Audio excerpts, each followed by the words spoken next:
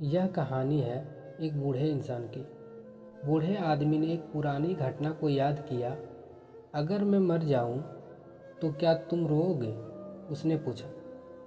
उसने जैसे ही ये सब सुना तो समझ चुका था बीवी मजाक नहीं कर रही है, बल्कि वो असल में इस सवाल का जवाब जानना चाहती थी। उस पल के भारीपन को दूर करने के लिए उसने कहा, नहीं, मैं खुशी मनाऊंगा।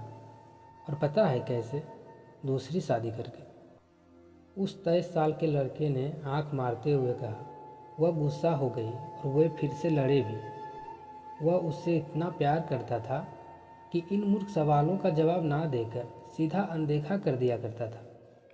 जब वह अपनी यादों में तैर रहा था तो उसके बेटे ने उसे कंधे पर हाथ रखकर हिलाया। अतीत से उसकी विचारों की ट्रेन अचानक बंद हो गई थी और वह वर्तमान के स्टेशन पर पहुंचे। वह होश में वापस आ गया और पूछा, हाँ बोलो। आप अब बूढ़े हो गए हो, अपने आप पर दबाव मत डालो। हमारे साथ आने के बजाय मेरा सुझाव है कि आप अपने कमरे में ही कुछ आराम करें, उनके बेटे ने कहा। ठीक है, बूढ़ा आदमी सहमत हो गया। बूढ़ा आदमी अपनी पैदल चलने वाली छड़ी का उपयोग करके अपने कमरे में वापस चला गया। वह अपने कमरे में गया और अपनी पत्नी की तस्वीर के पास खड़ा होकर कुछ देर उसे देखता रहा।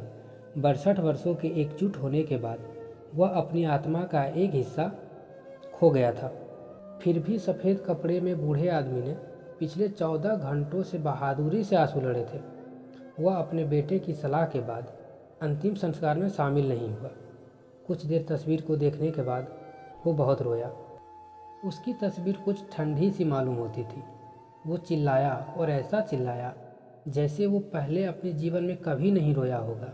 अपनी छाती के पास उसको जकड़ के रख लिया, जैसे वो अकेला था, सिर्फ अकेला।